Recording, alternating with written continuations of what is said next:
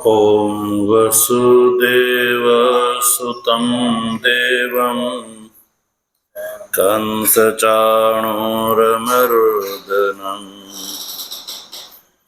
देवकी परमानन्दं कृष्णं वन्दे जगद्गुरु। मूकं करोति वाचालं पङ्गुं लङ्घयते गिरिं यत्कृपातमहं वन्दे परमानन्दमाधवम् शङ्करं शङ्कराचार्यं केशवं बादरायणं सूत्रभाष्य कृतौ वन्दे भगवन्तौ पुनः पुनः।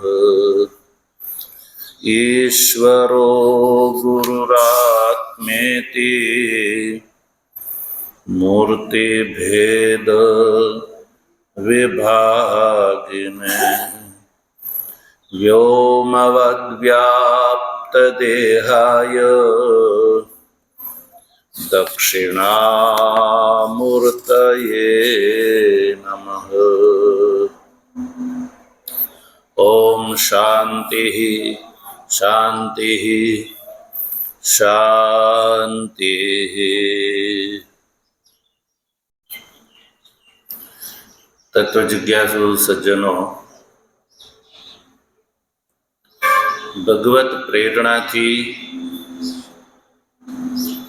श्रीमद् भगवद गीताना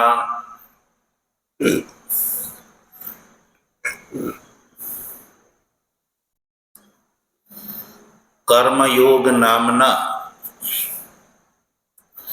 तृतीय अध्यायना प्रारंभમાં અર્જુનના પ્રશ્ન વિશે શાસ્ત્રાર્થ ચાલી રહ્યો છે. ભગવાન ભાષ્યકાર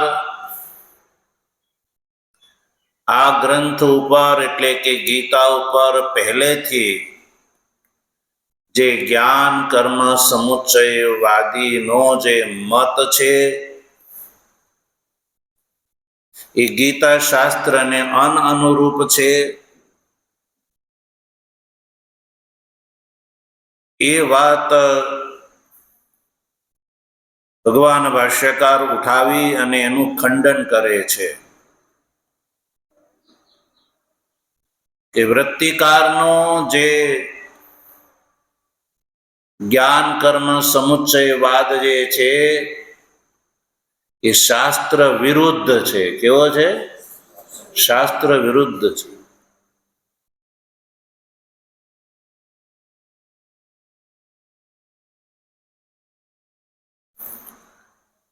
વૃત્તિકાર એવું કહે છે કે પ્રત્યેક સનાતન ધર્માવલંબીએ પ્રાણાંત વેદોક્ત કર્મનું અનુષ્ઠાન કરતા રહેવું જોઈએ. વેદોક્ત કર્મના અનુષ્ઠાન સહકૃત જ્ઞાનથી મોક્ષ થાય છે.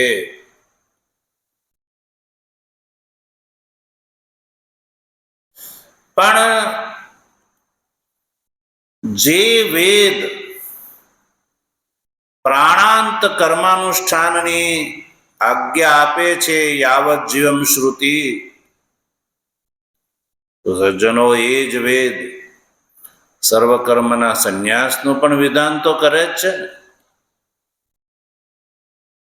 તો જ્ઞાન કર્મ સમુચ્ચયવાદી કહે છે કે સંન્યાસ આશ્રમનું જે વિધાન છે એ કર્મમાં અનધિકૃત વ્યક્તિ માટે છે કે છે. કોના માટે? કર્મમાં જે અનધિકૃત તાણકુબ્જત્વાદી અનધિકાર પ્રયોજક વાન એવો જે અધિકારી છે એના માટે સંન્યાસનું વિધાન છે.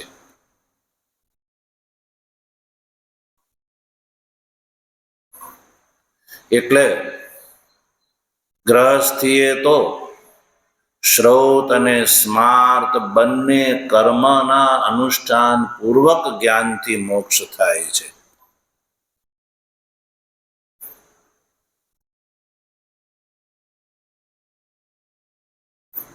ન આશ્રમાંતરાણામ, અન્ય આશ્રમી એટલે કે જે કાણકુબ્જત્વાદી અનધિકાર પ્રયોજક વાન જે આશ્રમાંતર છે એનો જે મોક્ષ નથી થતો. કેમ? શ્રૌત નિત્ય કર્મથી રહિત હોવાના કારણે. શ્રૌત એટલે શ્રુતિ પ્રતિપાદિત નિત્ય કર્મ થી રહિત હોવાને કારણે અન્ય આશ્રમધારીનો મોક્ષ સંભવ નથી. તેષામ નાસ્તિ મુક્તિ.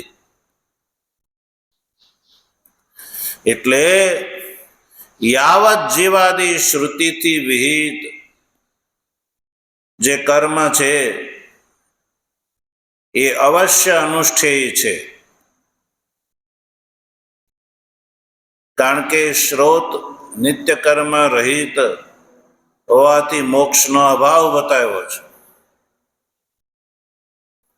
આવો જે પૂર્વ પક્ષી એટલે કે જ્ઞાન કર્મ સમુચ્ચયવાદી જો કહે છે, તો ભાષ્યકાર કહે છે કે આ વાત એની બિલકુલ અસત છે, માનવા યોગ્ય નથી. તદપિ અસત.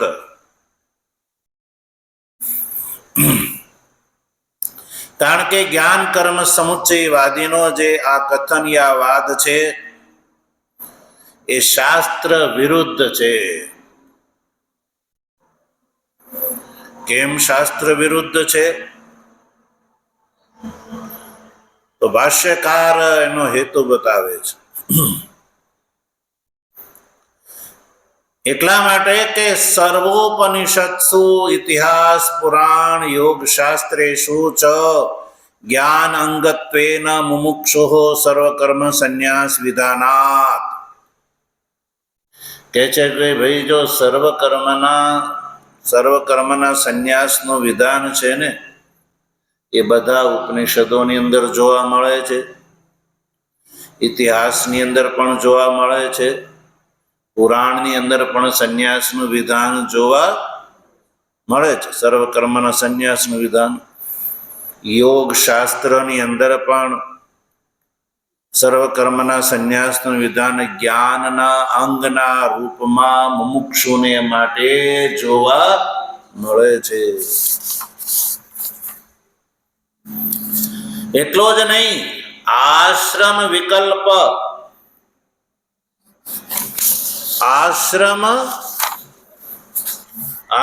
વિકલ્પ સમુચ્ચય વિધાનાચ્ચ શ્રુતિ સ્મૃત્યો. આશ્રમના વિકલ્પનો જે સમુચ્ચય છે એનું પણ વિધાન શ્રુતિ અને સ્મૃતિની અંદર જોવા મળે છે. મનુષ્યને ધ્યાનમાં રાખીને શ્રુતિએ આશ્રમ વિકલ્પ સમુચ્ચયનું વિધાન પણ કરેલું છે. આશ્રમ વિકલ્પ સમુચ્ચય વિધાન એટલે સજ્જનો, શ્રુતિ એવું કહે છે કે યદિ પ્રજા કામઃ તો સ્ત્રિયમ ઉદ્વહેત. યદિ પ્રજાની કામના છે, સંસાર વિશેની કામના છે, તો એ ગ્રહસ્થ આશ્રમમાં પ્રવેશ કરે, યોગ્ય કન્યાનું પાણી ગ્રહણ કરી અને ગ્રહસ્થ આશ્રમમાં પ્રવેશ કરી અને વૈદિક કર્મનું શ્રુતિ શ્રૌત અને સ્માર્ત કર્મનું અનુષ્ઠાન યદિ વિરક્ત છે તો તર્હિ બ્રહ્મચર્યાદ એવ પ્રવ્રજે. યદિ જેને સંસારની કામના નથી તો એ બ્રહ્મચર્ય કાળથી જ વિરક્ત થઈ જાય. ઇત્યાદિ આ જે શાસ્ત્ર છે, બ્રહ્મચર્યમ સમાપ્ય ગૃહી ભવેત ગૃહાદ વની ભૂત્વા પ્રવ્રજેત યદિ વેતર્થ બ્રહ્મચર્યાદ એવ પ્રવ્રજેત ગૃહાદ્વા વનાદ્વા. આ શ્રુતિની અંદર આશ્રમ વિકલ્પમ પણ જોવા મળે છે.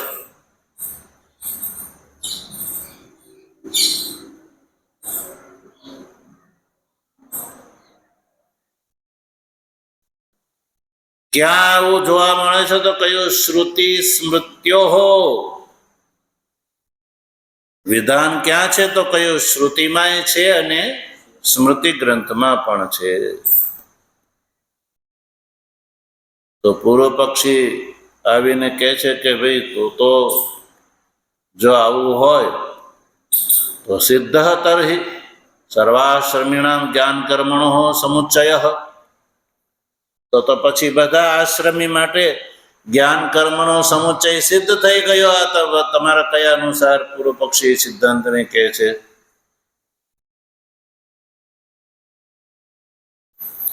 કારણ કે કેવલ જ્ઞાનથી મોક્ષનો અભાવ છે, એટલે સંન્યાસસ્ય ચ વિધિ દર્શનાદ અસ્તિ સંન્યાસીનો અપી સમુચ્ચય શ્રોત સ્માર્ત કર્મભિઃ જ્ઞાનસ્ય મુક્ત્યર્થમિતિ. પૂર્વ પક્ષી એક જ વાત નિશ્ચિત છે, માનીને ચાલે છે કે કેવલ જ્ઞાનથી મોક્ષ નથી થઈ શકતો. કેવલ જ્ઞાનથી મોક્ષ નથી થતો. અને સંન્યાસનો જ્યારે વિધિ જોવા મળે છે તો પછી સંન્યાસીનો અપી સમુચ્ચય નો પણ જો સમુચ્ચય હોય શ્રોત કર્મ અને સ્માર્ત કર્મની સાથે, તો જ્ઞાનની મુક્તિ માટે થઈ અને જ્ઞાનની સાથે કર્મનો સમુચ્ચય અવશ્ય કરવો જોઈએ. એ વાત તો સિદ્ધ થઈ ગઈ અમારા પક્ષ અનુસાર. તો સિદ્ધાંતિ જે છે પરિહરણ કરે છે ન મુમુક્ષો સર્વકર્મ સંન્યાસ વિધાનાત. સર્વકર્મ સંન્યાસનું વિધાન છે ને એ મુમુક્ષુ માટે છે. કોના માટે? મુમુક્ષુ માટે છે. મુમુક્ષો સર્વકર્મ સંન્યાસ વિધાનાત. મુમુક્ષુને માટે સર્વકર્મના સંન્યાસનું વિધાન જોવા મળે છે. હવે એ મુમુક્ષુ બ્રહ્મચારી પણ હોઈ શકે, ગ્રહસ્થી પણ હોઈ શકે. ગ્રહસ્થ આશ્રમમાં ગ્રહસ્થ કર્મનું અનુષ્ઠાન કરતા કરતા ચિત્ત શુદ્ધ થઈ જાય તો એ વ્યક્તિ પછી સંન્યાસનો અધિકારી થઈ જાય છે. ક્યાં સર્વકર્મના સંન્યાસનું વિધાન જોવા મળે છે? તો સિદ્ધાંતિ શ્રુતિ વાક્ય ઉપસ્થિત કરે છે. વ્યુત્થાય અત ભિક્ષાચર્યમ ચરંતી. મળ્યો ને પાઠ? વ્યુત્થાય એટલે સંન્યાસ ગ્રહણ કરીને, અથ ભિક્ષાચર્યમ ચરંત પછી જીવન ભિક્ષાટન કરીને જીવન યાપન કરે. એ બૃહદારણ્યક ઉપનિષદની શ્રુતિ છે, 4th અધ્યાયની. ને તસ્મા ન્યાસમ એશામ તપસામ અતિરિક્તમ આહુ. મહાનારાયણ ઉપનિષદનું પણ આ વાક્ય છે. તસ્માત ન્યાસમ એશામ તપસામ અતિરિક્તમ આહુ. એમાં પણ ન્યાસ શબ્દનો અર્થ છે સંન્યાસ.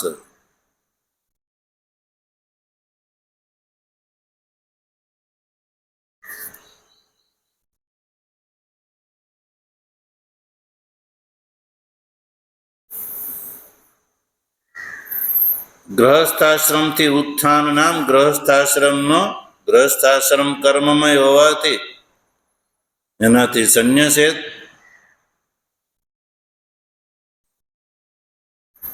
અને પછી જેટલા તપ સત્યાદિ તપ છે એમાં ન્યાસ છે એ અતિરિક્ત છે, ઉત્કૃષ્ટ છે એવું આ શ્રુતિમાં કહ્યું. તપસામ અતિરિક્તમ.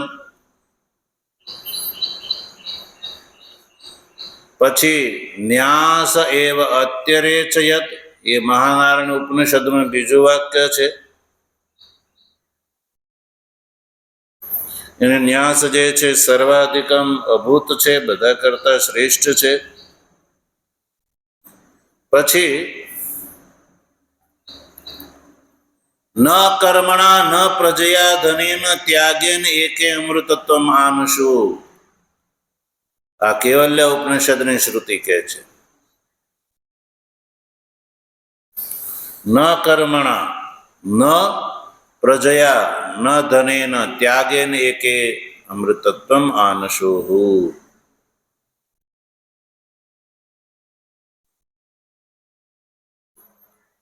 કર્મથી નહીં, પ્રજાથી નહીં, ધનથી નહીં,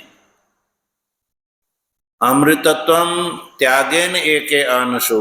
અમૃતત્વમ એટલે મોક્ષ. અમૃતત્વનો અર્થ છે મોક્ષ. આ શ્રુતિ વાક્યમાં એ ત્યાગથી એટલે કે સંન્યાસથી જ પ્રાપ્ત થઈ શકે છે, સર્વકર્મના પરિત્યાગથી. ત્યાગેનો શબ્દનો અર્થ છે સર્વકર્મ પરિત્યાગેન અમૃતત્વમ આનશો. પછી જાબાલ ઉપનિષદની શ્રુતિ ઉપસ્થિત કરે છે. બ્રહ્મચર્યાદેવ પ્રવ્રજેત, એની બ્રહ્મચર્ય આશ્રમથી જ પ્રવ્રજેત એટલે સંન્યાસ ગ્રહણ કરે, યદિ અધિકારી મુમુક્ષુ વૈરાગ્યવાન છે તો. ઇત્યાદ્ય શ્રુતય,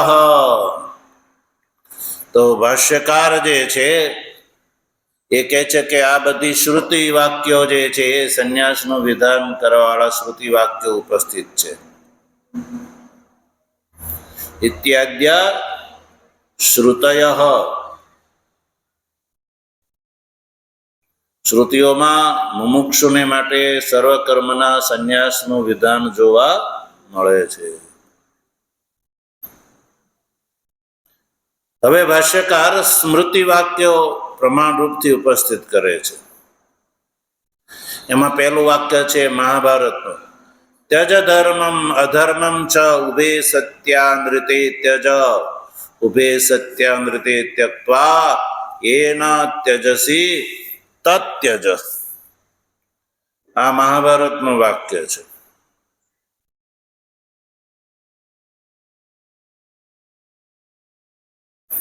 શું કહે છે? કે છે કે ત્યજ ધર્મમ અધર્મમ ચ. આ શ્રુતિ વાક્ય જે છે કોઈને ધ્યાનમાં રાખીને કહે છે કે તું ધર્મ અને અધર્મ આ બેવનો ત્યાગ કર દે. ઉભે ત્યજ,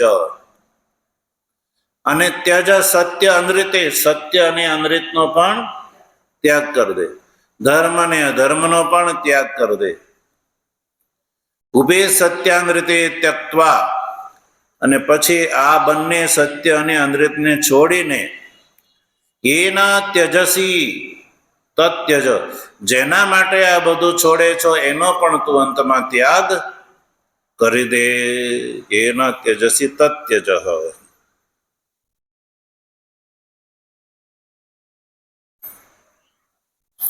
તો આ જે સજ્જનો સ્મૃતિ વાક્ય જે છે એ પણ સંન્યાસનું વિધાયક છે. પછી આગળ બીજું સ્મૃતિ વાક્ય.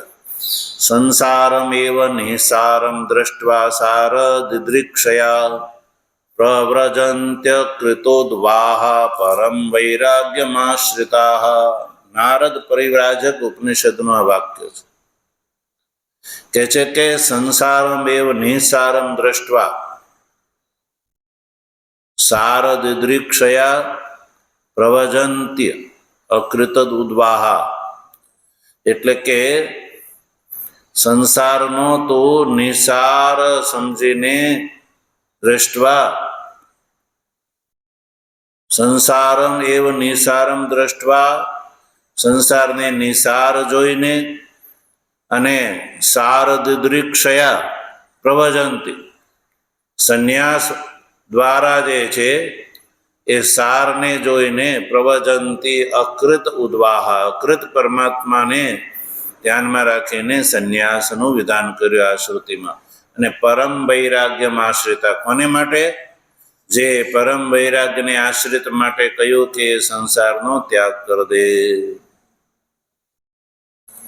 આ જે નારદ પરિવ્રાજક ઉપનિષદનું આ વાક્ય છે સજ્જનો.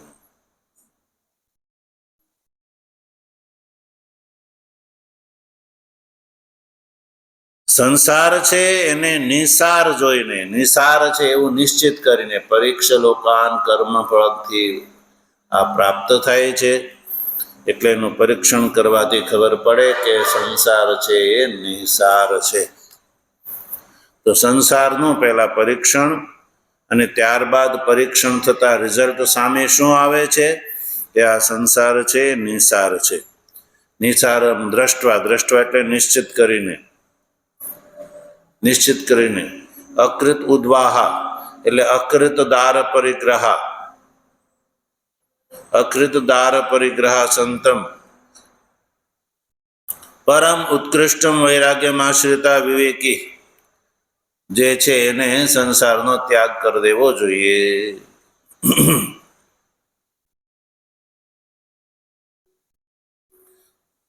પછી કર્મણા બદ્ધતે જંતુર્વિદ્યા ચ વિમુચ્યતે તસ્માત કર્માન કુર્વંતી યતય પારદર્શિના. આ પણ એક મહાભારતનું વચન છે જે સંન્યાસ આશ્રમનું વિધાન પરક છે. શું કહે છે આ વાક્ય? કહે છે કે જંતુ કર્મણા બદ્ધતે, અજીવ કર્મથી બંધાય છે, અને વિદ્યા ચ વિમુચ્યતે, વિદ્યાથી વિમુક્ત થાય છે. એટલે કર્મ જે છે એ સંસારનું કારણ છે, સંસારનું ફળ આપવા વાળા છે, અને સંસારની પ્રાપ્તિ એ બંધન છે. વિદ્યા ચ વિમુચ્યતે, વિદ્યા યા બ્રહ્મ જ્ઞાન દ્વારા આ જીવ છે એ મુક્ત થઈ જાય છે. તસ્માત મને એટલા માટે યતય પારદર્શિના, જે યતય છે જે પારદર્શી છે એ કર્મ ન કુર્વંતી, એ કર્મનો ત્યાગ કરી દે છે. ઇતિ શુક અનુશાસનમ, આ જે છે એ મહાભારતનો શ્લોક છે. તો કે ભાઈ તમે તો અન્ય શ્રુતિ અને સ્મૃતિના વાક્યો પ્રમાણરૂપથી અહીંયા ટાંક્યા, પણ ગીતામાં કંઈ કહ્યું છે ભગવાને? તો કહ્યું હા, ગીતામાં પણ જો ઇહાપી ચ, ઇહાપી એટલે અહીંયા ગીતા શાસ્ત્રમાં પણ સર્વકર્માણી મનસા સંન્યસ્ય, આ જે 5મા અધ્યાયની અંદર પણ આ સંન્યાસ આશ્રમનું વિધાન મુમુક્ષુને માટે જોવા મળે છે સજ્જનો. તો આ રીતે સજ્જનો શ્રુતિ સ્મૃતિ અનેક વચનોનો ઉદ્ધરણ પ્રસ્તુત કરી અને ભગવાન ભાષ્યકારે સ્પષ્ટ કર્યું કે મુમુક્ષુને માટે કર્મની પણ સર્વકર્મના સંન્યાસનું વિધાન જોવા મળે છે. એટલે જ્ઞાન કર્મ સમુચ્ચયવાદીનો જે મત છે એ શાસ્ત્ર વિરુદ્ધ પડે છે, શાસ્ત્ર અનુકૂળ નથી. મોક્ષસ્ય ચ અકાર્યત્વાત મુમુક્ષોઃ કર્મ અનર્થક્યમ. ભાઈ કોઈ પૂછે કે ભાઈ કેમ?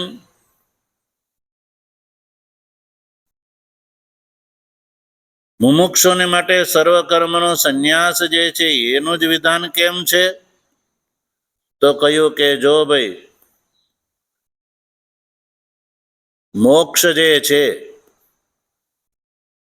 એ મોક્ષની જેને ચાહના છે એવા મુમુક્ષુને માટે કર્મ જે છે એ અનર્થક છે, કર્મની કોઈ જરૂર જ નથી એને. કેમ?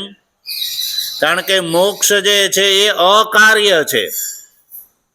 મોક્ષ કેવો છે? અકાર્ય, એટલે કે કર્મનું ફળ નથી. કર્મનું ફળ હોત ને તો મુમુક્ષુએ પણ કર્મ કરવા પડે, પણ મોક્ષ જે છે સજ્જનો કર્મનું ફળ નથી. એટલે કર્મનું ફળ છે જ નહીં, તો કર્મની એને જરૂર જ નથી, અનર્થક છે કર્મ.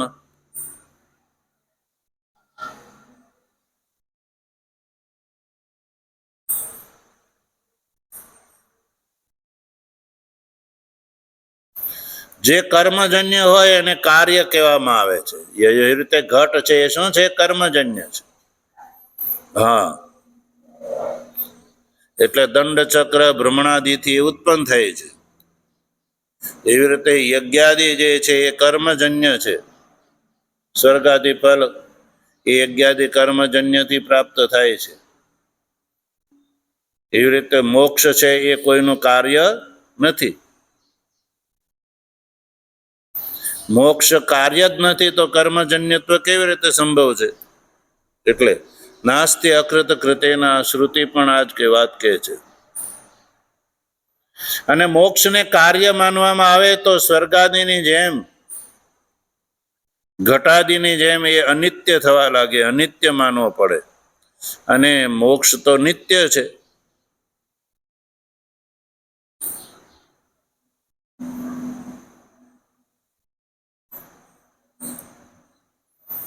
એટલે કર્મના ફળ સ્વર્ગાદિની અંદર અથવા પાપ પરિહારાદિને માટે પણ મુમુક્ષોને કર્મ જે છે એની કોઈ આવશ્યકતા નથી. એટલે મોક્ષ અકર્મજન્ય હોવાથી મુમુક્ષોને માટે કર્મ દ્વારા કોઈ અર્થ રહેતો નથી. એટલે સર્વકર્મના સંન્યાસનું વિધાન એ મુમુક્ષુના માટે જોવા મળે છે. સજ્જનો, નિત્યાની પ્રત્યવાય પર્યાર્થમ અનુષ્ઠેયાની ઇતિ ચેત. તો જ્ઞાન કર્મ સમુચયવાદી કહે છે કે ભાઈ ચાલો બીજા કર્મની વાત જવા દો, નિત્ય કર્મનું તો અનુષ્ઠાન મુમુક્ષુએ પણ કરવું જોઈએ. નિત્ય કર્મનું અનુષ્ઠાન તો મુમુક્ષુએ પણ કરવું જોઈએ પ્રત્યાહારના પરિહાર માટે. એવું યદિ જ્ઞાન કર્મ સમુચયવાદી કહે તો એથી ચેત ન, કેમ? અસન્યાસી વિષયત્વાદ પ્રત્યવાય પ્રાપ્તિ. ભાઈ પ્રત્યવાયની પ્રાપ્તિ તો અસન્યાસી વિષયક છે, સંન્યાસી વિષયક નથી.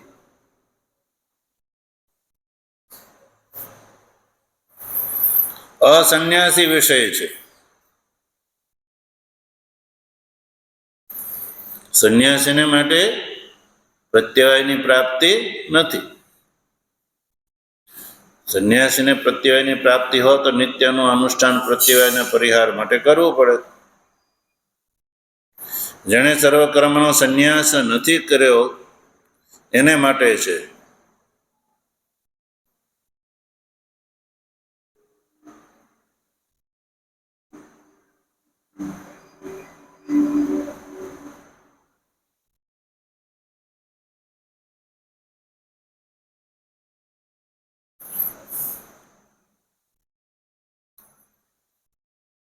નહીં અગ્નિ કાર્યાદિ અકરણાત સંન્યાસિન પ્રત્યવાય કલ્પયિતુમ શક્ય.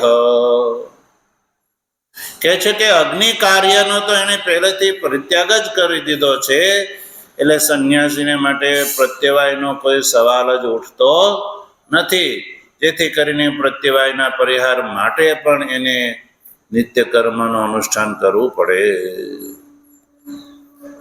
યથા બ્રહ્મચારીણામ અસન્યાસીનામ અપી કર્મિણામ. જેવી રીતે બ્રહ્મચારી છે, અસન્યાસી છે, કર્મી છે, એને જેવી રીતે પ્રત્યવાય લાગે છે એટલે એના માટે બ્રહ્મચારી છે, અસન્યાસી છે એવા કર્મીને માટે પ્રત્યવાયનું વિધાન જોવા મળે છે. ન તાવન નિત્યાનામ કર્મણામ અકરણા અભાવાદ એવ ભાવરૂપસ્ય પ્રત્યવાયસ્ય ઉત્પત્તિ કલ્પયિતુમ શક્યા. હવે કોઈ એમ કહે કે ભાઈ પ્રત્યવાય તો નહીં કરવાથી લાગે છે. પૂર્વ પક્ષી જે છે જ્ઞાન કર્મ સમુચ્ચયવાદી શું કહે છે? અકર્ણે પ્રત્યવાય, નિત્ય કર્મ નહીં કરવાના માટે કારણે અપ્રત્યવાય લાગે છે. તો ભાષ્યકાર કહે છે એ વાત જ ખોટી છે. ન તાવન નિત્યાનામ કર્મણામ અકરણાદ. નિત્ય કર્મ નહીં કરવાની માટે જે પ્રત્યવાય લાગે છે એ વાત જે છે અયોગ્ય છે. કારણ કે અભાવાદેવ ભાવ રૂપસ્ય પ્રત્યવાય ઉત્પત્તિ કલ્પયિતુમ ન શક્ય. અભાવથી ભાવની ઉત્પત્તિ ક્યારે થતી? નથી. અભાવ એટલે કર્મ ન કરવા, એ કર્મનો અભાવ. અને નહીં કરવાના કારણે પ્રત્યવાય રૂપ ભાવની ઉત્પત્તિ જે થાય છે એવું જે પૂર્વ પક્ષી મીમાંસક માને છે એ એનું માનવું યોગ્ય નથી. કારણ કે અભાવથી ક્યારેય ભાવની ઉત્પત્તિ થઈ શકે નહીં. ન કલ્પયિતુમ શક્ય, અને એ યુક્તા છે, યોગ્ય પણ નથી સજ્જનો. કથમ અસતઃ સજ્જાયેત ઇતિ અસતઃ સજ્જન્મ અસંભવ શ્રુતે. જો શ્રુતિ ખુદ કહે છે અસતઃ કથમ સજ્જાયેત, ભાઈ અસતથી સતની ઉત્પત્તિ સંભવ નથી, એટલે અસતઃ સજ્જન્મ અસંભવ શ્રુતે. અસતથી સતનો ક્યારેય જન્મ સંભવ નથી. યદિ વિહિત અકરણાત અસંભાવ્યમપી પ્રત્યવાયમ બ્રૂયાત વેદઃ તદા અનર્થકરઃ વેદ પ્રમાણમિતિ ઉક્તમ સ્યાત. સજ્જનો, ભાષ્યકાર આગળ લખે છે કે યદિ વિહિત અકરણાદ અસંભાવ્યમપી પ્રત્યવાયમ બ્રૂયાત, વિહિતનું અનુષ્ઠાન નહીં કરવાના કારણે જે અસંભાવ્ય હોવા છતાં પણ પ્રત્યવાયમ બ્રૂયાત, જે એમ કે નહીં કરવાથી પ્રત્યવાય લાગે છે એવું જે માનવાવાળા છે, તો વેદના આધારે એવું જે માને છે તો વેદ તદા અનર્થકરઃ, વેદ તો સજ્જનો એના માટે અનર્થકારી સાબિત થાય. અને અનર્થકારી સાબિત થતા વેદ અપ્રમાણમિતિ ઉક્તમ સ્યાત, વેદ જે છે એ અપ્રમાણ છે એવું સાબિત થવા લાગે. કેમ? વિહિતસ્ય કરણ અકરણયો દુઃખ માત્ર ફલત્વાત. જો વિહિતનું કરણ અને વિહિતનું અકરણ, વિહિતનું અકરણ પ્રત્યવાયનું કારણ છે, તો ન કરો તોય દુઃખ, અને કરણીય દુઃખ માત્ર ફલ, કરવાથી કોઈ લાભ નથી તોય દુઃખ. વિહિતનું અકરણ જે છે એ દુઃખરૂપ, વિહિતનું કરણ છે એ દુઃખરૂપ. વિહિત એટલે તો બંને અવસ્થામાં તો મુમુક્ષુને એ દુઃખની જ પ્રાપ્તિ થાય. એટલે આવો જે ઉપદેશ દેવાવાળો વેદ જે છે તો અનર્થકારી સાબિત થાય, અપ્રામાણિક સાબિત થાય.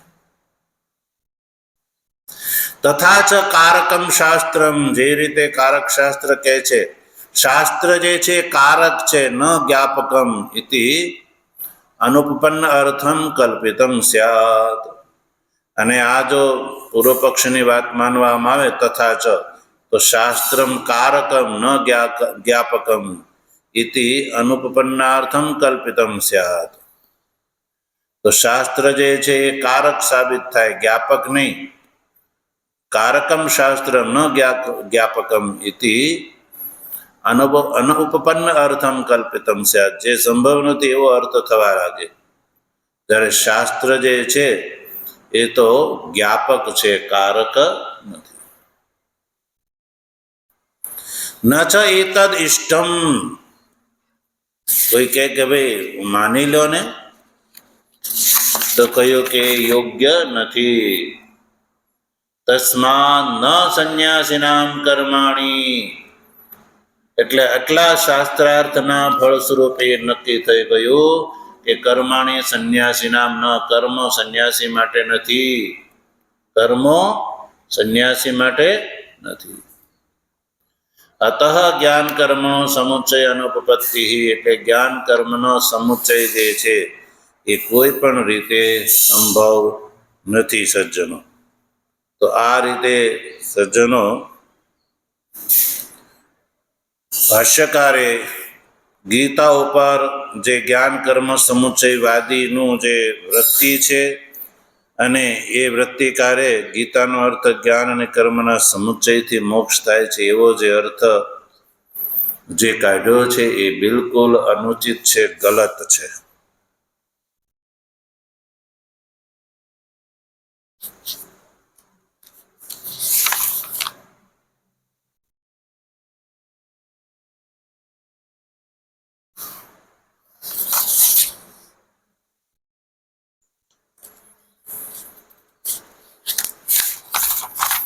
સુધર્જનો, અહીંયા સુધી ભગવાન ભાષ્યકારે પ્રસંગથી જ્ઞાન કર્મ સમુચ્ચયવાદ જે મત છે એનું ખંડન કર્યું અને સ્વાભિમત છે એ અહીંયા પ્રસ્તુત કર્યો કે કર્માનુષ્ઠાન છે એ કેવલ ચિત્ત શુદ્ધિના માટે છે. કર્માનુષ્ઠાન બહિરંગ સાધન છે, અંતરંગ સાધન નથી. જ્ઞાનને મોક્ષની ઉત્પત્તિમાં કર્મની આવશ્યકતા નથી. મોક્ષ રૂપ ફળમાં જે છે